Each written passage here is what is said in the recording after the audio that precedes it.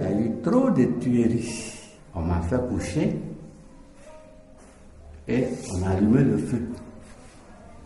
Quand il a attaqué mon mari, puis il a fui et c'est parti. C'est par la brousse qu'on m'a attaqué à une machette. Il a tué mon enfant aussi. Là, moi, on m'a attrapé. Il dit, je vais me tuer. Il m'a fait donner pardon. Il insiste.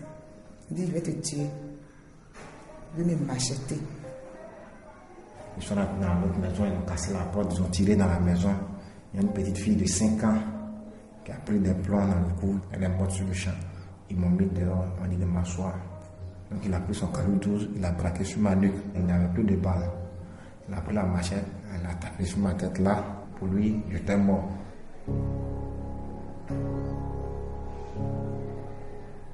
La plupart des villages ont été détruits là-bas ou brûlés et les populations ne sont toujours pas revenues. La plus grosse difficulté pour nous, c'est de voir qu'on a toujours des blessés qui arrivent et des gens qui ont été blessés il y a 2 semaines, 3 semaines, ça dépend, qui sont restés cachés en fait en forêt. Pour nous, c'est un indicateur que les gens ont peur de venir jusqu'à nous, ont peur de réaccéder aux villes. On a exactement la même information de l'autre côté de la frontière au Libéria, où les gens arrivent tard avec des vieilles blessures et particulièrement traumatisés par ce qui semble se passer en forêt. On entend parler de viols, de meurtres, de gens brûlés vifs. J'ai l'exemple d'il y a 24 heures où une personne est sortie de forêt avec une vieille blessure. On l'a traité le matin avec des antibiotiques parce que ses plaies étaient infectées.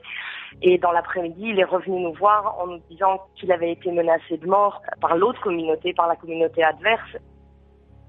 Ce qu'on arrive à faire aujourd'hui, c'est essayer de développer le plus grand nombre de cliniques mobiles sur ces zones. La plus grosse crainte, c'est que ces violences continuent et les blessés qu'on reçoit, qui sont des anciens blessés, arrivent avec donc, des vieilles blessures, donc ils ont du mal à accéder à nous, parce qu'ils nous racontent, clairement, il y a toujours des violences qui se passent en forêt, même si on ne voit pas forcément ces populations.